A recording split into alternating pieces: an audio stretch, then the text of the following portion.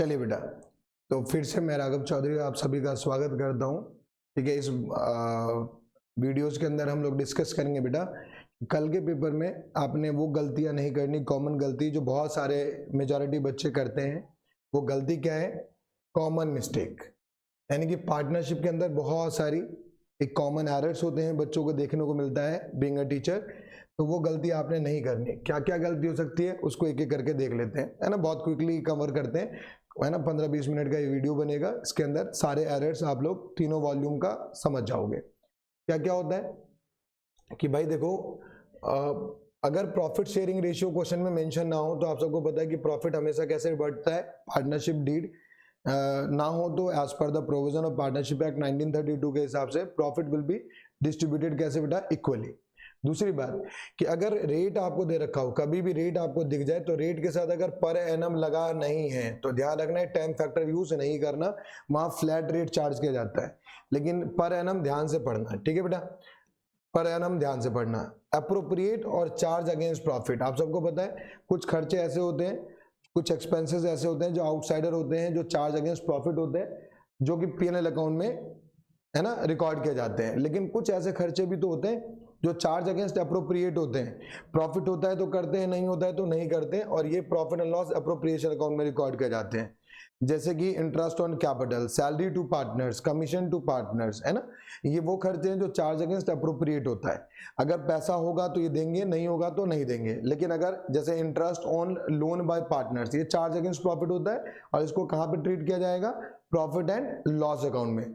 और appropriate item में भी अगर कोई आइटम कह दे हमसे क्वेश्चन कि इसे कंसीडर करो as a charge against profit बेटा, तो फिर उसे हम पीएनएल अप्रोप्रिएशन से उठा के कहाँ रिकॉर्ड करेंगे? प्रॉफिट एंड लॉस अकाउंट में। ठीक है, तो ध्यान रखना ये बात। आगे मूव करते हैं, ठीक है। Then interest on partners loan, है ना, बड़ा इंपॉर्टेंट कॉन्सेप्ट है, क्योंकि देखो interest on partners loan, interest on partners loan. अब पार्टनर्स ने अगर लोन दिया, लोन बाय पार्टनर्स और लोन टू पार्टनर्स, दोनों बातें बहुत अलग अलग है बेटा। अगर फर्म ने पार्टनर्स को लोन दिया तो बाय डिफॉल्ट इस पे कोई इंटरेस्ट चार्ज नहीं होता अगर डीड में लिखा ना हो तो। लेकिन interest on loan by partners, अगर किसी पार्टनर ने फर्म को इंटरेस्ट लोन दिया है तो उस पर बाय डिफॉल्ट इंटरेस्ट कितना एप्लीकेबल हो जाएगा? 6% पर एनम, 6% बेटा पर एनम। तो ध्यान रखना है कि interest on loan by partners charge against profit होता है, प्रॉफिट हो या लॉस इसे चार्ज करना ही करना है आगे, और ये पीएनएल अकाउंट में ट्रीट किया जाएगा। देन आता है इंटरेस्ट ऑन पार्टनर्स लोन, हो गया। उसके बाद आता है आपका कैलकुलेटिंग ओपनिंग कैपिटल। देखो जब हमसे इंटरेस्ट ऑन कैपिटल पूछता है तो ध्यान रखना, पहली बात तो interest on capital charge against appropriate profit होता है। दूसरी बात कि इंटरेस्ट ऑन कैपिटल जब आप कैलकुलेट करोगे तो हमेशा ओपनिंग कैपिटल पे चार्ज किया जाता है, ना कि क्लोजिंग पे। और ज्यादातर हमें जब भी इससे कॉन्सेप्ट देता है तो हमेशा ओपनिंग कैपिटल हमसे ना दे करके क्लोजिंग कैपिटल देता है। तो ओपनिंग कैपिटल निकालने के लिए आप वहीं ड्राइंग को प्लस कर दो, प्रॉफिट अगर बटा हुआ है तो माइनस करके वहां से ओपनिंग कैपिटल निकाल दो। अच्छा, इसके बाद आता है वैल्यूएशन ऑफ गुडविल। जब हम करते हैं चैप्टर 2 के अंदर, जब आप गुडविल की वैल्यूएशन करते हो तो उस टाइम पे ध्यान रखने वाली बात क्या है कि भाई आपको नॉर्मल तो ठीक है, हमें चाहिए होता है बिजनेस का प्रॉफिट और बिजनेस का लॉस। तो अगर आपको नेट प्रॉफिट दे रखा है तो नेट प्रॉफिट से आपने क्या करना है? अबनॉर्मल जितने भी अबनॉर्मल गेन इसमें प्लस हो रखे हैं वो अबनॉर्मल गेन क्या कर देना है? माइनस कर देना है। और इसमें प्लस क्या कर देना है? अबनॉर्मल, आपको प्लस क्या कर देना है बेटा? अबनॉर्मल लॉस, जो पहले से इसमें माइनस हो रखा था। इससे क्या आ जाएगा? बिजनेस का नॉर्मल प्रॉफिट आ जाएगा कि यार तुम्हारा बिजनेस जो है वो नॉर्मली कितना प्रॉफिट कमाता है। नेट प्रॉफिट में तो सारी चीजें इंक्लूड कर दी जाती है ना, जो भी। लेकिन हमें चाहिए होता है बिजनेस का नॉर्मल, और नॉर्मल निकालने के लिए अबनॉर्मल जो गेन है वो माइनस कर दो और अबनॉर्मल लॉस को प्लस कर दो।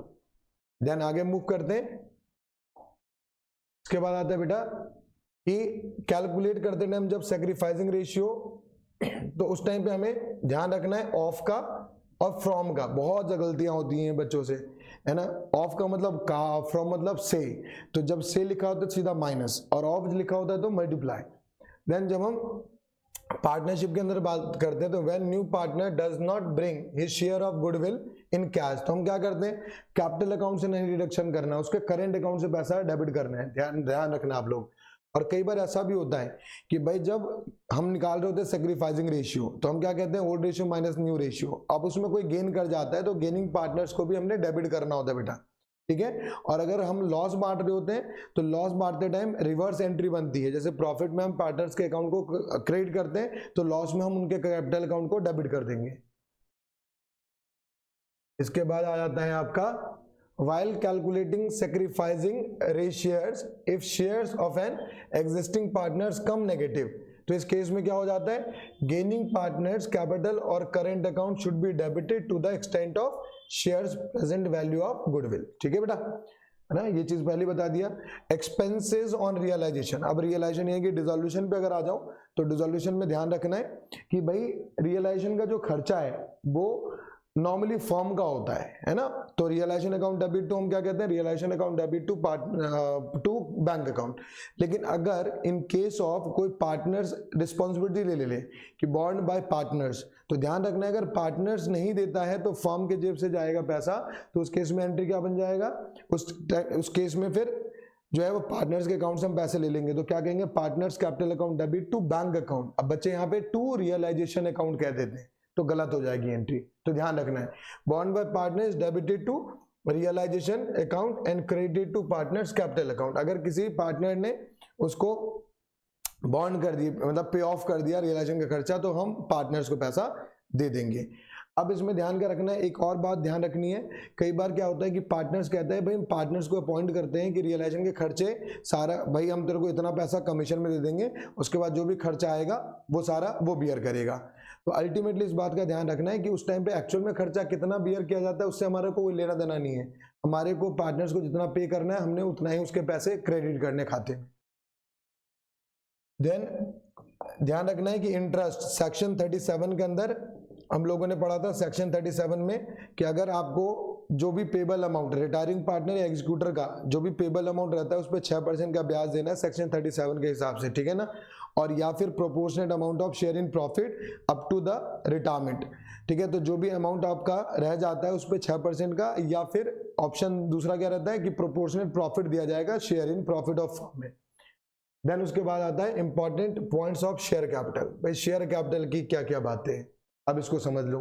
While attempting questions on share capital, share applied and share allotted must be differentiated while calculating excess money, है ना। तो आप लोगों को बहुत अच्छे से समझ में आता है कि भाई जब केसेस बना के देता है, हमें कैटेगरीज बना के देता है, तो अप्लाइड शेयर और अलॉटेड शेयर ध्यान से पढ़ना, मार्क कर लेना कि भाई जब नीचे अलॉटमेंट पे कोई व्यक्ति फेल हो रहा होता है, कोई पर्सन फेल हो रहा होगा, तो उसको शेयर्स अप्लाइड है उसका या शेयर अलॉटेड है उसका, आपने ध्यान रखना है।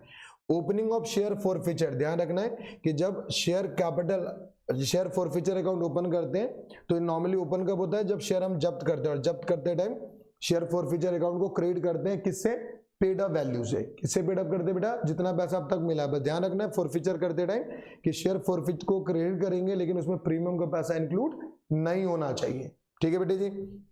और शेयर कैपिटल डेबिट करेंगे किससे, विद कॉल्ड अप वैल्यू, किससे करेंगे, विद कॉल्ड अप वैल्यू। आगे बढ़ते हैं, और जो पैसा मांगने के बाद भी नहीं मिलता वो कॉल्स इन एरियर में ट्रांसफर हो जाता है। Share issued at a premium, अगर शेयर इशू एट प्रीमियम और उसे जब्त कर रहे होते हैं तो भाई शेयर प्रीमियम के बाद दो पॉसिबिलिटी है, तो प्रीमियम वजह से मांगने के बाद मिल गए तो कर देंगे पूरे फॉरफीचर के टाइम पे इग्नोर। लेकिन अगर मांगने के बाद भी नहीं मिला तो ध्यान रखना है सिक्योरिटी प्रीमियम को कर दोगे आप डेबिट, ठीक है। सेक्शन 52 पेपर में बार बार पूछता है, एमसीक्यू में भी आएगा कि भाई इसके पैसे कहाँ कहाँ यूज कर सकते हो, तो आपको पता है bonus share, fully paid up bonus share में कर सकते हैं, प्रीलिमिनरी एक्सपेंस राइट ऑफ करने में यूज कर सकते हैं, premium on redemption of debenture हो गया, उसके बाद discount on issue of debenture हो गया, buyback of on equity shares हो गया, इन सब में हम यूज कर सकते हैं, ठीक है, सिक्योरिटी प्रीमियम के पैसे को, ठीक है। सिक्योरिटी प्रीमियम के जो पैसे हैं, रिजर्व है, वो क्रेडिट किया जाता है आखिरी में। सिक्योरिटी प्रीमियम को हम यूज करते हैं राइट ऑफ करने में जो भी हमारे को नुकसान होता है। तो कौन कौन से पैसे यूज होते हैं, सिक्योरिटी प्रीमियम यूज किया जाता है राइट ऑफ करने में, किसको, premium on redemption of debenture और discount on issue of debenture को।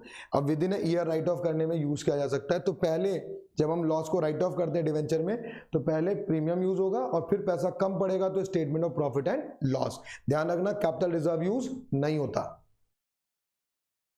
देन आपका आ गया, if calls are not received, the calls in arrear account should be debited if question asks to open, है ना। कई बार क्या होता है कि बेटा क्वेश्चन में बोलता है कि open calls in arrear and calls in advance account wherever is applicable. इसका मतलब क्या हुआ, इसका मतलब कि जब आप जनरल एंट्री बना रहे होंगे तो जब जब कॉल्स इन एरियर मांगने, कॉल ड्यू करने के बाद भी पैसा रिसीव नहीं हो रहा या बिना पैसे मांगे ही पैसा रिसीव हो जाता है, तो उस केस में जहां भी यूज होना होगा कॉल्स इन एरियर एडवांस, आपने उसे ओपन करना है, बिना एडवांस नेट अमाउंट यूज नहीं करना फिर, ठीक है। इस बात का विशेष ध्यान रखें। कुछ बच्चे लेजर बना देते हैं, तो आपने लेजर नहीं बनानी है ना। कॉल्स इन एरियर बोलता है ना, कॉल्स इन एरियर और calls in advance account open करने, तो उसका मतलब वो लेजर बनाने बैठ जाते हैं, लेजर नहीं बनाना आपने। इन केस ऑफ ओवर सब्सक्रिप्शन, हाँ, एक्सेस मनी अगर आपको कोई मिल जाता है, ठीक है, एप्लीकेशन पे, तो उसको आपने बाय डिफॉल्ट, अगर क्वेश्चन बोलेगा वापस करना है तो वापस कर देंगे, बोलेगा भाई अलॉटमेंट पे लेके जाओ, फर्स्ट कॉल लेके जाओ, फाइनल कॉल लेके जाओ, जैसा बोलेगा वैसे करेंगे। लेकिन अगर कुछ नहीं बोला तो ध्यान रखना है, एक्सेस एप्लीकेशन मनी आपको खाली अलॉटमेंट तक ही यूज करना है, उसके बाद आप पैसे यूज नहीं कर सकते। उसके बाद के सारे पैसे आपको क्या करना है, उसके बाद के जो पैसे हैं उसको आप वापस कर दोगे। मतलब बाय डिफॉल्ट हम share application money only transfer toward share allotment, then after अगर कोई पैसा रह जाता है तो आपको वापस कर देना वो पैसा। और ध्यान रखना अगर कैटेगरीज बना के दें तो इकट्ठा करके आप मत चेक करना कि पैसा कितना कहाँ जाएगा, आपको कैटेगरीज वाइज ही चेक करना है, ठीक है। अगर एप्लीकेशन अलॉटमेंट का किसी कैटेगरी में बहुत बड़ा गैप आ रहा है तो आपने कैटेगरीज वाइज ही उसको एडजस्ट करना है। Retain for the installment if it asked in the questions. Then in case of over subscription the allotment money is not received, then उसके बाद share capital account is debited with called up at the time of forfeiture, ठीक है। Reissue जब हम करते हैं shares बेटा, तो रीइश्यू के टाइम पे ध्यान रखना है कि शेयर कैपिटल को हमेशा पेड अप वैल्यू से क्रेडिट करेंगे और जो पैसा मांग रहे हैं, जितना पैसा हमारे को मिल रहा है वो बैंक अकाउंट में चला जाएगा। At the time of reissue of forfeited shares, share capital credited with the paid up price and value of such shares. After the forfeiture of share have been reissued, excess price received over the paid up value on reissue is always, ठीक है। अब आपको share can not be issued at discount, आप सबको पता है share can not be issued at discount in publics, है ना। लेकिन सेक्शन 53 इसको एग्जाम्पशन देता है, किस चीज को, स्वेट इक्विटी शेयर्स को, है ना, 54 में। अब सेक्शन 53 के हिसाब से share can not be issued at discount, लेकिन सेक्शन 54 इसका एक्सेप्शन बन जाता है और उसमें कहता है कि भाई रीइश्यू सेक्शन जो है वो reissue of share at discount will be always means share being reissued at loss which is to be debited to share forfeiture. यहाँ तो पैसे यूज हो जाते हैं। इसके अलावा भी स्वेट इक्विटी शेयर जैसे कि इसोप हो गया उसका एग्जांपल, वो डिस्काउंट पे इशू हो सकता है। If part of forfeiture share is reissue capital reserve calculated proportionally for reissued shares and not the forfeited shares, ठीक है। तो अगर पार्शली फॉरफिटेड शेयर ही रीइश्यू हो रहे हैं तो उस केस में आप प्रोपोर्शनेट अमाउंट निकाल करके जो पैसा रिजर्व में डिस्काउंट में यूज होने के बाद बच जाएगा वो सीआर में चला जाएगा, और जो पैसा हमने शेयर फॉरफिट करने के बाद रीइश्यू नहीं करे उसके पैसे फॉरफीचर में ही रह जाएंगे। देन जैसे ही आगे बढ़ोगे आप, भाई प्राइवेट प्लेसमेंट का आपको थ्योरी ध्यान रखनी है कि प्राइवेट प्लेसमेंट में क्या होता है कि भाई कोई कंपनी जो है वो प्राइवेटली इंडिविजुअल या ग्रुप ऑफ इंडिविजुअल को अपनी शेयर्स इशू की जाती है ना, share of group of investors और नॉट टू द पब्लिक। ध्यान रखना है कि प्राइवेट प्लेसमेंट जो होता है वो पब्लिक में इशू नहीं होता है ना। ESOP employees stock option plan paper में एमसीक्यू में पूछ रहता है, ये give the option to the employees, ये एम्प्लॉयज को ऑप्शन देता है कि वो कंपनी के शेयर खरीद सकता है। They have a right to buy but they don't have any obligation to buy, ठीक है जी। Calls in arrear calls in advance मांगने के बाद भी जो पैसा आपको नहीं मिलता वो कॉल्स इन एरियर, जो मांगने से पहले मिल जाए वो आपका कॉल्स इन एडवांस अगर पूछा है तो। अब इंटरेस्ट रेट आपको ध्यान रखना, आपके सिलेबस में नहीं है बट इंटरेस्ट रेट ध्यान रखना। कॉल्स इन एरियर पे अगर मैं पब्लिक से पैसा मांगता हूं नहीं मिलता है तो कॉल्स इन एरियर में चार्ज करूंगा 10%, और अगर एडवांस में पैसे मिल गए तो मैं उनको ब्याज दूंगा सालाना 12%। उसके बाद शेयर कैपिटल नॉर्मली देखो बैलेंस शीट आपसे सेपरेट क्वेश्चन में पूछा जाएगा, आता है तो ठीक है, सेपरेट क्वेश्चन पूछा जाएगा बैलेंस शीट के ऊपर। When the lump sum money is received, share and debenture application allotment एक साथ ही आपने बनाना है ना। और अगर वही परसेंटेज डिवेंचर के साथ जो प्रीफिक्स में लगा होता है परसेंटेज, वो आपको पता है कि भाई वो प्रीफिक्स जो है वो कुछ और नहीं, वो रेट ऑफ इंटरेस्ट को इंडिकेट करता है जितना वो कैरी करता है। और ध्यान रखना है रेट ऑफ इंटरेस्ट भी वो पर एनम होता है। उसके बाद security premium reserve account is used both for shares and debentures. then security premium reserve account cannot be used for any purpose other than mention section 52, वही 5 point, इसके अलावा और कहीं यूज नहीं हो सकता। If no information is given, ठीक है, अगर कोई पैसा नहीं, आपको कोई जानकारी नहीं दी है, तो सिक्योरिटी प्रीमियम पैसे के जो है discount on issue of debenture adjust करना होता है। एंड देन उसके बाद अगर कम पड़ता है तो हम कहां से यूज करते हैं, statement of profit and loss से। Interest is not paid on the debenture issued as collateral security, ठीक है, ध्यान रखना है बेटा कि जो डिवेंचर हम इशू करते हैं कोलेट्रल सिक्योरिटी के तौर पर, उस पर कोई भी इंटरेस्ट हमने पे नहीं करना। क्वेश्चन उठता है क्यों नहीं करना, क्योंकि बेटा जो आप डिवेंचर्स कोलेट्रल में देते हो बैंक वगैरह को, तो ये एक सेकेंडरी सिक्योरिटी होती है प्राइमरी सिक्योरिटी के ऊपर, और ये डिवेंचर जो हमने दिए ये डिवेंचर सस्पेंस होते हैं। लायबिलिटी बनेगी नहीं बनेगी बाद में डिपेंड करता है मैच्योरिटी पे, अगर मैंने फेल नहीं हुआ तो ये कैंसिल आउट हो जाएगा, दैट्स इट। देन उसके बाद debenture are normally shown under the head. अब आप लोगों को पता है कि भाई डिवेंचर्स को नॉन करेंट लायबिलिटीज में और सब हेड इसका लॉन्ग टर्म बोरिंग्स के अंदर शो किया जाता है। डिस्काउंट और लॉस को राइट ऑफ करना होता है सेम ईयर के अंदर। Under return part of loss on discount of debenture right of करना है। देन आता है, आगे मूव करते हैं प्रेजेंटेशन, उसके बाद आता है फाइनेंशियल स्टेटमेंट। अब देखो फाइनेंशियल स्टेटमेंट के अंदर आप लोगों को ध्यान का रखना, बहुत क्विकली वाइंड अप कर रहा हूं, ठीक है। इंपॉर्टेंट पॉइंट्स क्या है फाइनेंशियल स्टेटमेंट के अंदर कि भाई आप लोगों को ध्यान रखना है कि हेड और सब हेड जब पूछा जाता है तो बच्चे जो हमारे पार्ट होते हैं बैलेंस शीट को हमने दो पार्ट में ब्रेक कर दिया। एक को नाम दिया करंट, एक को हमने नाम दिया एसेट्स, और एक को नाम दिया हमने इक्विटीज एंड लायबिलिटीज। तो जब हेड और सब हेड पूछता है तो इक्विटी एंड लायबिलिटी को ही हेड बना देते हैं। बेटा ये हेड नहीं है, इक्विटीज एंड लायबिलिटी के अंदर टोटल चार हेड है। कौन कौन से, एक शेयर होल्डर फंड, दूसरा हो गया share application money pending allotment, तीसरा क्या हो गया नॉन करेंट लायबिलिटी, और चौथा करेंट लायबिलिटीज। तो ये हेड है। और एसेट्स में कितने हेड हैं, दो। कौन कौन से, एक हो गया नॉन करेंट एसेट और दूसरा क्या हो गया करंट एसेट्स। ये हेड होंगे और इनके अंदर जो है वो सब हेड हो गए, ठीक है ना। तो आपको जब हेड और सब हेड पूछा जाता है तो इक्विटी एंड लायबिलिटीज और assets is not the head, ठीक है, it is a part of the balance sheet. और section schedule 3 part 1 of the company act 2013 में आप बैलेंस शीट बनाते हो, और स्टेट और schedule 3 part 2 of the company act 2013 में आप स्टेटमेंट ऑफ P&L बनाते हो। ये ध्यान रखना है। बाकी इस चैप्टर में आज सच और कुछ ध्यान रखने वाली बात है नहीं।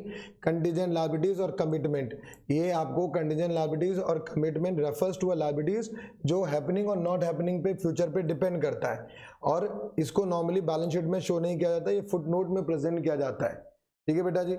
उसके बाद स्टॉक्स एंड मटेरियल, ध्यान रखना है कि स्टॉक्स के हमने इन्वेंट्रीज के हमने टोटल 6 पॉइंट्स पढ़े हुए हैं, ठीक है ना। इन्वेंट्री के 6 पॉइंट्स हमने पढ़े हुए हैं, raw material, work in progress, finish goods, stores and spares, loose tools और स्टॉक इन ट्रेड। तो ये 6 पॉइंट्स हैं जिसमें से एक पॉइंट आ जाता है पेपर में। उसके बाद आता है कि भाई रेवेन्यू फ्रॉम ऑपरेशंस। अब देखो revenue from operations percentage items, अगर हम बात करें हॉरिजॉन्टल एनालिसिस, वर्टिकल एनालिसिस, तो ध्यान रखना है कि जो हॉरिजॉन्टल एनालिसिस होता है इसमें कंपैरेटिव बैलेंस शीट बनाया जाता है, कंपैरेटिव स्टेटमेंट ऑफ P&L बनाया जाता है, जिसमें हम क्या करते हैं अपने करंट ईयर की डेटा को प्रीवियस ईयर से कंपैरिजन करते हैं और फिर एब्सोल्यूट चेंज निकालते हैं, और उस एब्सोल्यूट चेंज को जब हम डिवाइड करते हैं किससे, प्रीवियस ईयर से। बच्चे गलती क्या करते हैं, करंट ईयर से डिवाइड करके परसेंटेज में कन्वर्ट करते हैं, गलत हो जाएगा बेटा। तो absolute change divide by base year या प्रीवियस ईयर इनटू में 100। और कॉमन साइज जो बैलेंस शीट बनाते हैं या common size statement of P&L बनाते हैं, ये एक वर्टिकल एनालिसिस का हिस्सा होता है, जिसमें हमें 2 सालों के बीच में गैप नहीं देखना, डिफरेंस नहीं निकालना, चेंज नहीं निकालना। वहां क्या करते हैं कॉमन वैल्यू से डिवाइड कर देते हैं सेम ईयर के डेटा को। तो जब हम common size statement of P&L बनाते हैं तो उसमें हम RFO रेवेन्यू फ्रॉम ऑपरेशन वो कॉमन 100% मान के चलते हैं, और वही कॉमन बैलेंस शीट के अंदर हम 100% इसको एज्यूम कर लेते हैं। तो वहां पे हम एज्यूम कर लेते हैं टोटल एसेट या टोटल लायबिलिटीज, ठीक है। उसको हम बाकी सारे इंडिविजुअल इंफॉर्मेशन से कंपैरिजन करते हैं। अब आपको ध्यान क्या रखना है, रेशियो एनालिसिस। जब आप रेशियो एनालिसिस करते हैं तो closing stock is given 2 times more और less than opening stock instead of 2 times than closing. तो इस तरीके से जो क्वेश्चंस आते हैं ये बड़ा कंफ्यूजन सा होता है जब आप इन्वेंटरी टर्नओवर रेशियो की स्टडी करते हो। तो उस टाइम पे ध्यान से पढ़िएगा कि जो क्लोजिंग स्टॉक है 2 टाइम्स बोला है तो 2 गुना, अगर उससे ज्यादा बोला है तो वो x प्लस करके जो आप करते हो वैसे ध्यान से आपको करना है। देन उसके बाद आगे मूव करोगे तो लिक्विड एसेट्स आ जाता है, अदर करेंट एसेट्स आ जाता है, provision for doubtful debt while calculating current ratio, trade receivable, sum of debtors and bill receivable are taken, net of provision for doubtful debt wherever. तो ultimately आपको निकालते time provision for doubtful debt का ध्यान रखना है कि वो include है कि एक्सक्लूड है, तो आपने इंक्लूड करके रखना है, एक्सक्लूड करके रखना है। Cost of revenue from operation, then important points on cash flow statement, और आखिरी में आ जाता है कैश फ्लो स्टेटमेंट हमारा प्यारा।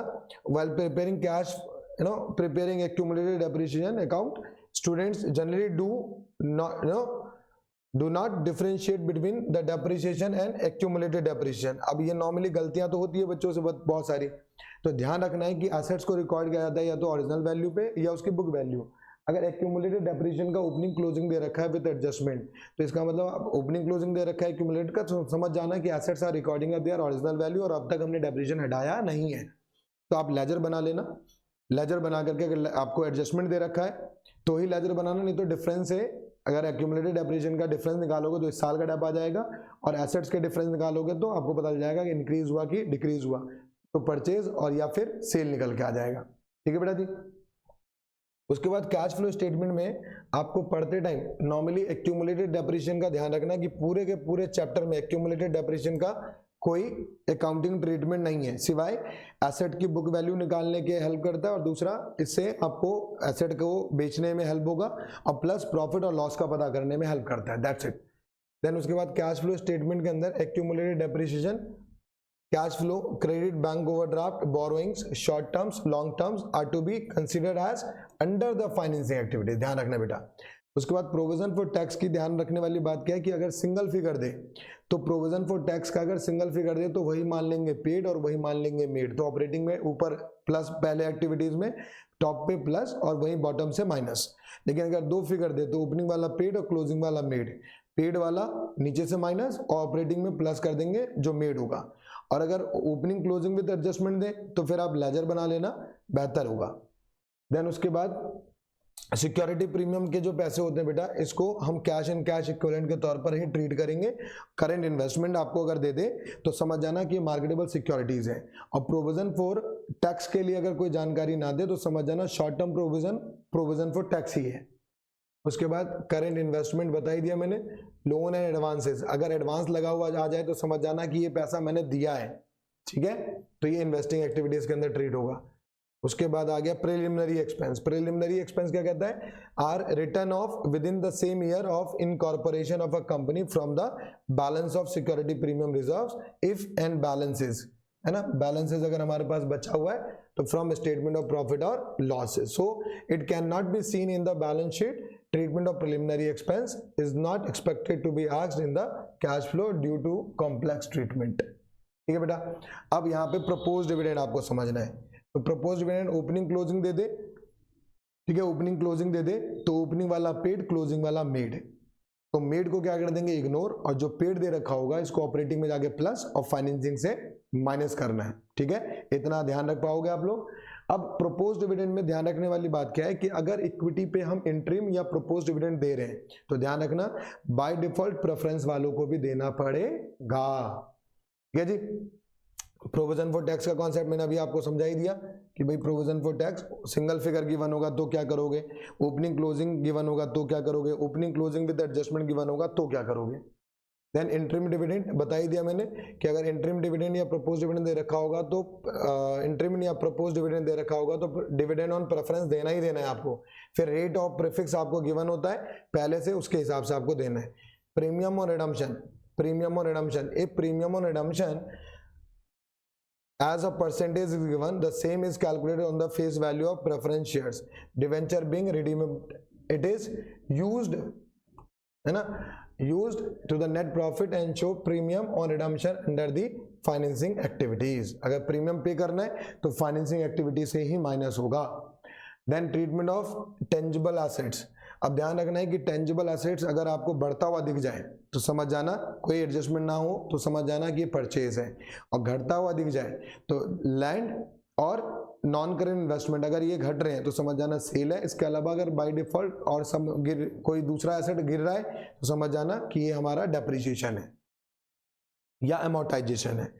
अगर इंटेंजिबल एसेट्स घट रहा है जैसे गुडविल पेटेंट्स घट रहा है तो समझ जाना अगर सेल ना गिवन हो तो। देन उसके बाद आता है non current investment, increase in show as purchase of investment and decrease shown as sale of investment under the investing activities. ठीक है, इफ नोट में क्या लिखा है, if non current assets carry some additional information their account are required to prepare to find out balancing figure. ठीक है बच्चा जी, तो इतना था बेसिकली इसमें। अब कॉमन एरर्स आप लोगों का ये था, तो मैं उम्मीद करता हूँ कि आप लोगों को ये जो वीडियो है ये काफ़ी हेल्पफुल होगा, और जो कल छोटे मोटे गलतियाँ हो सकती थी अगर आपने ये वीडियो देख लिया तो गलती होने की जो पॉसिबिलिटीज़ है वो काफ़ी हद तक कम हो जाएंगी। And I wish you all the very best. मुझे उम्मीद नहीं, पूरा भरोसा है कि कल का पेपर बहुत आसान आने वाला है, बहुत इजी होगा। जितना बच्चों ने कॉन्सेप्चुअली अंडरस्टैंड करा है ना, जिन्होंने रटा नहीं है, जिन्होंने अकाउंट्स को समझा है, उन सब के पेपर बहुत मज़ेदार होने वाले हैं, बहुत अच्छा होने वाला है। और all the very best from my side. Thank you so much.